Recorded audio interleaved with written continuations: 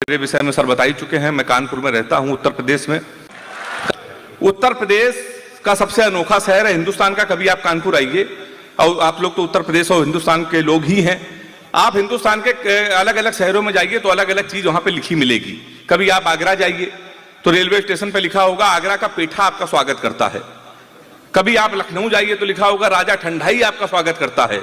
कभी आप हमारे कानपुर आइए, वहां पे लिखा रहता है रूपानी चप्पल आपका स्वागत करता है। तो मैं उसी कानपुर से आया हूं साहब। हाँ सर, बिल्कुल सही। आप कभी आइए तो जी आइए, कभी भी आइए, कभी भी आइए, स्वागत है आपका सर। तो सर अद्भुत शहर है हमारा, इतने अद्भुत लोग आपको मिल जाते हैं। मैंने सर रेहान सर जीवन का सबसे बड़ा पाप यह कर दिया कि कानपुर के एक लड़के से टाइम पूछ लिया। मैं हरियाणा के कवि सम्मेलन से लौटा तो कानपुर हमारी घड़ी खराब। हमने कहा भाई साहब टाइम क्या हो रहा है? तो हमसे कह रहे गुरु ऐसा तुरंत निकल लो, टाइम बहुत खराब है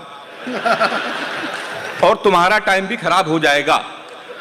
हमने कहा यार टाइम खराब है, टाइम ना बताओ, ये तो बता दो तुम्हारा मूड क्यों खराब है। तो कहने लगा एक लड़की से हमने कहा बड़ी कमजोर हो गई है, कुछ खाया कर। वो हमारा 50,000 रुपए खा गई और तुम साले हमसे टाइम पूछ रहे हो।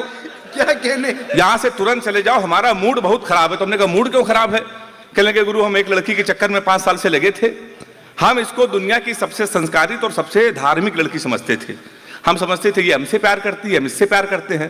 तुमने कहा गुरु हुआ क्या? कहने लगे हमारा नगर निगम का चुनाव चल रहा है और उसको मिल गई है पार्षद की टिकट।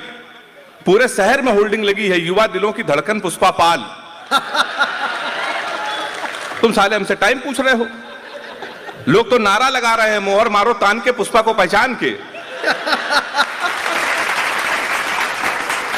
और एक लड़का तो कल हमारे कान में नारा लगा रहा था लैया बड़ी करारी है, पुष्पा पाल हमारी है।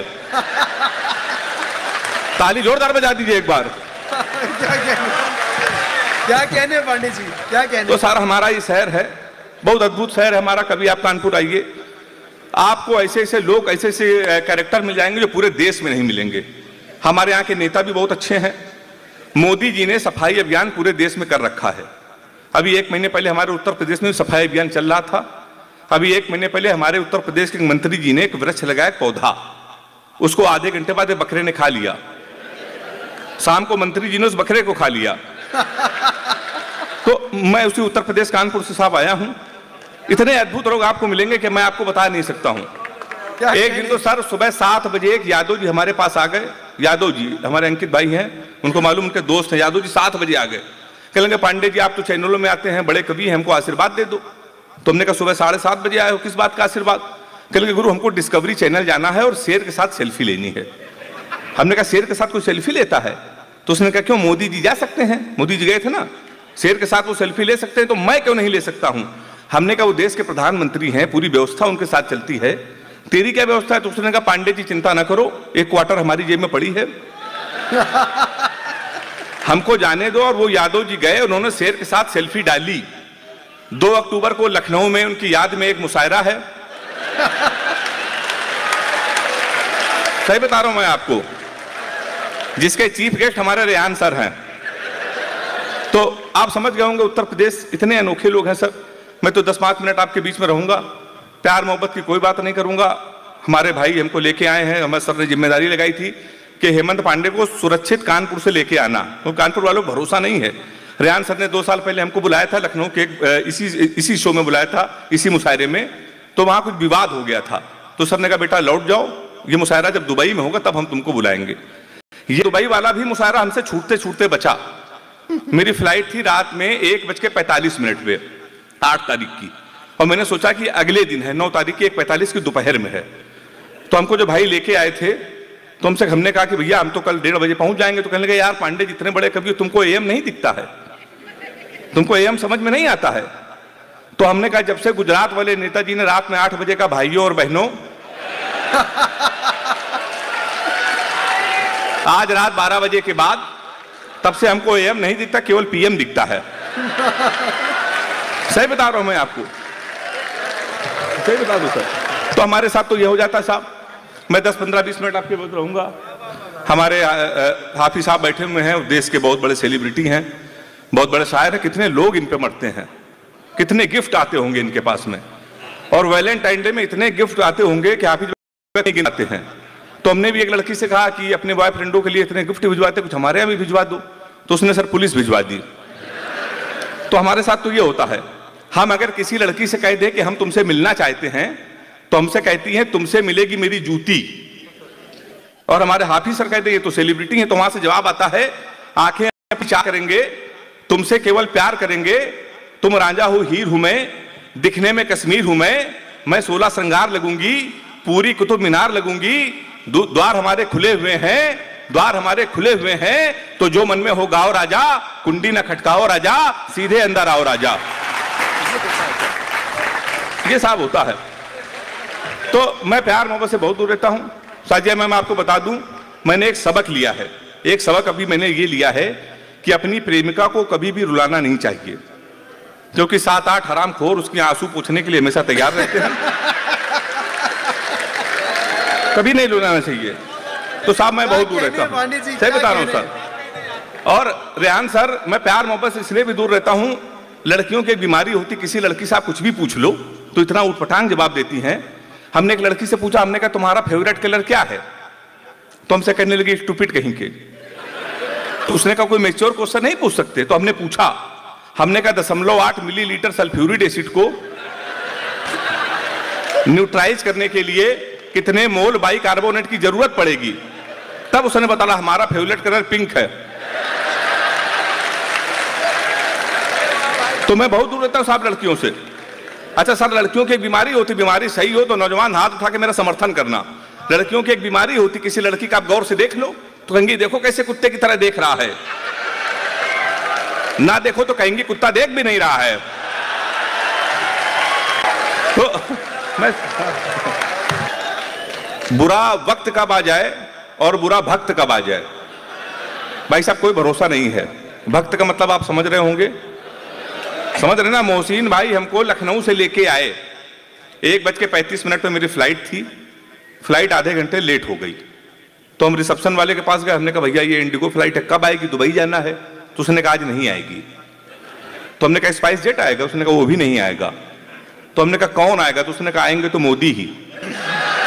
तो भक्तों से हम बहुत परेशान हैं, बहुत मैं परेशान हूं भक्तों से। पता नहीं कहां मिल जाए तो वक्त और भक्त, ये कब मिल जाए भाई साहब कोई भरोसा नहीं है। इस समय टीवी में डिबेट चल रहा है, आप घर में देखिए, डिबेट लगाइए तो सामने बीजेपी वाले बैठते हैं, उनके सामने बैठते हैं कांग्रेस वाले। दोनों लोग एक दूसरे पे आरोप लगाते हैं कि तुमने कुछ नहीं किया, सामने वाला कहता मैंने किया। मान लीजिए पत्नी अगर बीजेपी से है, कांग्रेस का पति है, और मजा आ जाए आपको तो ताली बजा के मुझे बताइएगा। थी बीजेपी से पत्नी बोली जून में चलो, जाने मन जल्दी हनीमून में चलो, अच्छे दिन आ गए हम डांस करेंगे, 4 साल हो गए रोमांस करेंगे। कांग्रेसी पति बोला हर हाल चलेंगे, जून में ही क्यों हर साल चलेंगे, जब 15 लाख अकाउंट में आ ही गए हैं, बुलेट ट्रेन से दोनों नैनीताल चलेंगे। क्या तो कहने? बहुत बढ़िया सुनना, मजा आ गई है। 4 पंक्ति आपको व्यंग्य की सुना रहा हूं। बेटा बोला बाप से काम करोगे, और चौथी पंक्ति व्यंग्य की, दुबई में अगर सटायर नहीं सुना जाएगा तो पूरे देश में कहीं नहीं सुना जाएगा। बेटा बोला बाप से काम करोगे, गांव वाला प्लाट मेरे नाम करोगे। बेटा बोला बाप से काम करोगे, गांव वाला प्लाट मेरे नाम करोगे। गुस्से में पिता बोले खूटी नहीं है, बहुत दिन से हड्डी तेरी टूटी नहीं है, सब कुछ तुझे दे दूं इतना दानी नहीं हूं, अबे बाप हूं तेरा अडवाणी नहीं हूं। बहुत अच्छा सर सुनना है आप। और आगे के बड़े लोग मुझे बहुत आशीर्वाद दे रहे हैं, तो आप समझ गए होंगे मैं उत्तर प्रदेश का साहब हूं। अच्छा, उत्तर प्रदेश के लोगों पर हमारे रेहान सर भी हैं, लोग बड़ी तोहमत लगाते हैं, कहने यार तुम्हारे उत्तर प्रदेश के लोग बड़े आलसी होते हैं। अभी नीरज चोपड़ा ने जब स्वर्ण पदक जीता भाला फेंक के, तो लोगों ने कहा कि स्वर्ण पदक पंजाब के लोग जीतेंगे, हरियाणा के लोग जीतेंगे, तुम्हारे उत्तर प्रदेश के लोग कितने नकारा हैं। तो सर मुझे बहुत खराब लगा। मैंने उनको अंतर बताया, हमने कहा असल में ऐसा है, हरियाणा के बच्चों में, पंजाब के बच्चों में और उत्तर प्रदेश के बच्चों में बहुत अंतर होता है। हरियाणा का लड़का सुबह 4 बजे जगता है, सबसे पहले वो जिम जाता है, जिम जाने के बाद आता है, वो मॉर्निंग वॉक करता है, 4-5 किलो फल खाता है, फिर वो सो जाता है। शाम को 6 बजे फिर वो उठता है, फिर जिम जाता है, फिर वॉक करता है, फिर वो सो जाता है। कुल मिला के हरियाणा और पंजाब के लड़के एक दिन में 4-5 घंटे जिम, 4-5 घंटे वॉक करते हैं। हमारे उत्तर प्रदेश के लड़के सुबह 9:30 बजे सो के उठते हैं, वो भी तब जब उनका बाप उनको लतियाता है। और सबसे पहले वो जाता है घर के नजदीक पुलिस चौकी, दरोगा के साथ एक सेल्फी लेता है और फेसबुक में पोस्ट करता है, नए चौकी इंचार्ज रामकिशोर कनौजिया भाई साहब का सानिध्य प्राप्त हुआ। यह हमारे उत्तर प्रदेश में होता है। फिर शाम को आके 7-8 बजे वो सो जाता है। फिर 7-8 लड़कों के साथ जब वो बियर की बोतल खोलता है तो उसी दरोगा को प्रेशर में लेने के लिए स्पीकर खोल के फोन करता है, भाई साहब नमस्कार, पहचाना, सुबह मिले थे। तो दरोगा सोचता गुरु इस समय इसके मुंह ना लगो, इस समय तो ये नशे में है। दरोगा फोन ऑफ कर देता है। रात में वही दरोगा मारते मारते उसको चौकी लेके आता है और अब की सेल्फी डालता है वो दरोगा। गुड्डू भैया 100 ग्राम चरस के साथ धरे गए। फिर रात भर गुड्डू भैया की तोड़ाई होती है। 15 दिन बाद लोकल विधायक उसकी पैरवी करता है। फिर वो छूट के आता है। उसके बाद वो लेता है सेकंड हैंड स्कॉर्पियो 1,80,000 की। उसके बाद वो जिला पंचायत का चुनाव लड़ता है। उसके बाद वो शहर का सबसे बड़ा भंडारा करवाता है। भंडारे में अगर गर्म पूरी ना मिली तो वो गोली चलवा देता है। अच्छा, गोली चलवा चुका होता है इसलिए विधायक की टिकट तो उसको मिलनी है। फिर उसको विधायक की टिकट मिल जाती है। फिर वो मंत्री बन जाता है। उसके बाद वो फीता काटता है। तो उत्तर प्रदेश के लोग रेहान सर की तरह फीता काटने वाले हैं, ना कि कसरत करने वाले। तो आप ताली बजा सकते हैं एक बार जोरदार। तो मैं बता चुका हूं साहब, मैं उत्तर प्रदेश का हूं, प्यार मोहब्बत से दूर रहता हूं। उत्तर प्रदेश में योगी जी की सरकार है, सबसे ज्यादा मजनुओं पर लठ चले। तो मैंने 4 लाइन लिखी, प्यार मोहब्बत से मैं क्यों दूर रहता हूं, कि एक फूल तुझे देने के लिए सस्ते में ले लिया। चौथी लाइन में अगर मजा आ जाए तो मुझे फिर आशीर्वाद देना आप। एक फूल तुझे देने के लिए सस्ते में ले लिया, देखे ना कोई इसलिए बस्ते में ले लिया। फूल तुझे देने को निकले थे जाने मन, पर यूपी पुलिस ने उसे रास्ते में ले लिया। तो साहब मैं बहुत दूर रहता हूं प्यार मोहब्बत से, आपको सही बता रहा हूं। अच्छा, लड़कियां बहुत ही इमोशनल होती हैं, इतनी इमोशनल होती कभी कभी लाड़ में आ जाती हैं। तो एक लड़की ने हमको मैसेज किया, सो रहे हो तो सपने भेजो, जाग रहे हो तो यादें भेजो, मुस्कुरा रहे तो हंसी भेजो। हमने कहा हम लोटा लेके खेत में बैठे हैं, बताओ क्या भेज दें। सही बता रहा हूं मैं आपको, ताली जोरदार बजाइए एक बार। हाँ,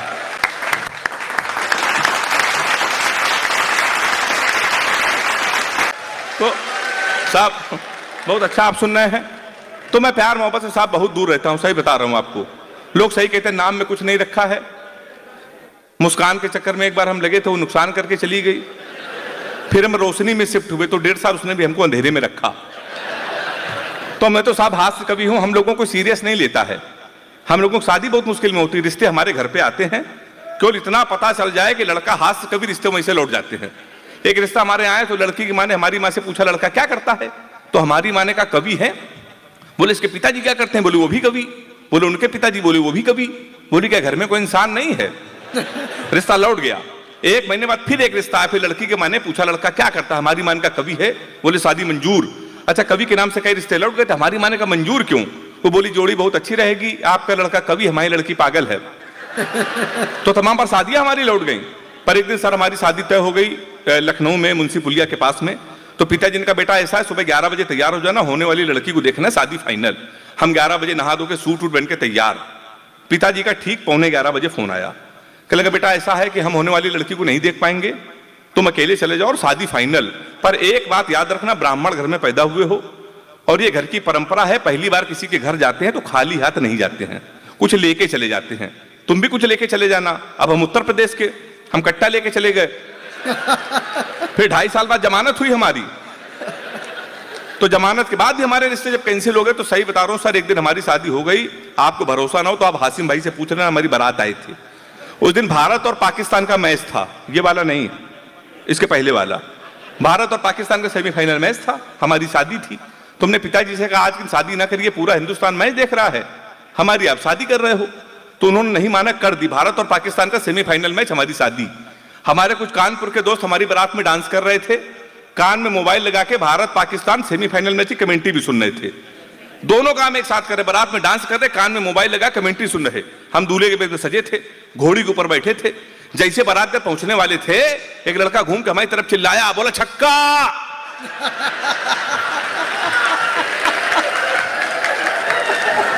हम डर गए साहब। हमने कहा कहां छक्का, तो कहने लगा विराट कोहली ने मारा है। तो हमने कहा कोहली ने मारा तो हमारी तरफ क्यों देख रहे हो, शादी के पहले दिन छक्का कह रहा। और देख के हमने अब की मारे तुम्हारी तरफ ना देखना। पता चला 2 मिनट बाद इंडिया मैच जीत गई, किसी ने खुशी के मारे घोड़ी के नीचे सुतली बम रख दिया। अब वो बम फटा तो घोड़ी भागने लगी, हम भी भागने लगे। हमने चलती घोड़ी से पिताजी को फोन मिलाया, हमसे बोले कहां हो बेटा? हमने कहा पिताजी भाग रहे हैं। बोले किसके साथ?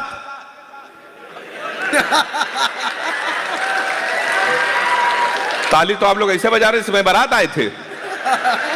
हमने कहा घोड़ी के साथ। बोले मैं शर्म नहीं आती, भागना तो किसी लड़की के साथ भाग जाते। हमने कहा पिताजी वो बहक गई थी। कहने लगे आज घोड़ी बहकी है, कल को गधी बहकी तो उसके साथ भाग जाओगे। उन्होंने भाई साहब मोबाइल बंद कर लिया। 1 हफ्ते लगातार हम भागते रहे। 1 हफ्ते बाद हमको होश आया तो हमने अपने आप को जंगल में पाया। वहां 4-5 आदमी खड़े थे। हमने कहा कानपुर का पता बता दो, बीबी को विदा कराना है। तो उनका देखो ऐसा है, हमारे यहाँ रामलीला का पाठ चल रहा है, ये राम है, ये लक्ष्मण है। सूप नखा का रोल जिसे करना था नहीं आया, तुम सूप नखा का रोल कर लो। हमने कहा इसमें क्या करना पड़ेगा? बोला नाक कटवानी पड़ेगी। हमने कहा वो तो कट चुकी है। हमने उनकी बात मान ली, रात भर सूप नखा का रोल किया। सुबह 4 बजे हमारी आंख खुली, हमारे असली कपड़े गायब, वहां के आदमी गायब। सूप नखा की ड्रेस में पैदल पैदल हम अपने घर पे। हमारे पिताजी छज्जे के ऊपर खड़े थे। हमने कहा पिताजी पहचाना? उन्होंने हमारी मां से कहा इसको कटोरा आटा दे दो। तब से सब हम बीबी नहीं ढूंढ रहे, घोड़ी ढूंढ रहे हैं। ताली आप बजा सकते हैं जोरदार। तो हमारे साथ तो सब ये होता है। बड़े शायरों तक हम लोगों को पहुंचना है, समय की अपनी सीमा है। एक आधे मिनट का व्यंग आपको सुना रहा हूं। अगर आपको लगे मैंने हंसाते हुए कुछ आपकी बात कर दी है, पूरे देश की बात कर दी है, तो मुझे अपनी तालियां और आशीर्वाद के साथ मुझे दुआ देकर मुझे विदा कीजिएगा। कि एक रात जैसे ही मच्छर ने मुझे काटा, मैंने मच्छर को पकड़ा और उसे कान में डांटा। हमने कहा शर्म नहीं आती जो इंसानों को काटते हो, खामखा उनका खून चाटते हो। जब खून ही नहीं रहेगा तो मेरे साथ क्या जिएगी?